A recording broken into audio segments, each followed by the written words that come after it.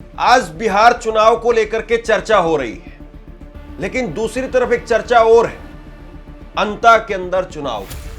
अंता के अंदर जो अंतर रहा चुनाव में हार और जीत का, और जिस तरीके से बीजेपी की पूरी सरकारी मशीनरी को कांग्रेस ने रोंद करके चुनाव जीता है, यह वाकई बहुत बड़ा मैसेज है। बीजेपी के सीएम, बीजेपी के पूर्व सीएम, बीजेपी के मंत्री, बीजेपी के सांसद और बीजेपी के विधायक गांव-गांव में घूम रहे थे। केवल एक विधानसभा का उपचुनाव था और उस एक विधानसभा के उपचुनाव के लिए बीजेपी के तकरीबन 150 नेता, छोटे बड़े 150 नेता, वो अलग अलग गांवों में घूम रहे थे। यानी हर गांव में 1, 2, 3 नेताओं की पोजीशन लगाई गई थी कि यहां पर इस गांव के अंदर फर्स्ट लेवल पर कौन नेता है, सेकंड लेवल पर कौन नेता है, थर्ड लेवल पर कौन नेता है।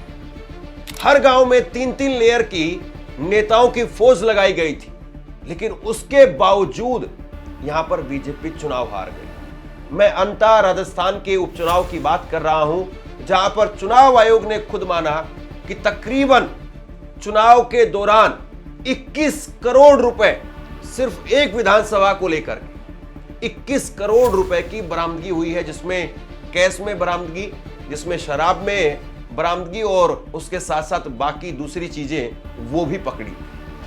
फिर भी अंता का चुनाव बीजेपी हार गई। तो अंता के चुनाव में ऐसा क्या हुआ कि वहां पर कांग्रेस जीत गई और कांग्रेस के ही एक बागी नेता नरेश मीणा, वो वहां पर कभी दूसरे नंबर पर रहे तो कभी तीसरे नंबर। अभी लेटेस्ट जब ये खबर मैं कर रहा हूं तो इस वक्त में चुनाव के नतीजे अंता के अंदर कुछ इस प्रकार से हैं।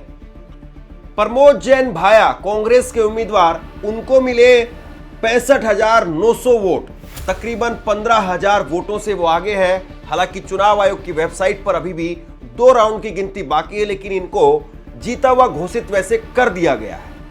मोरपाल सुमन कांग्रेस बीजेपी के उम्मीदवार, वो दूसरे नंबर पर रहे, 15,000 वोटों से चुनाव हार गए।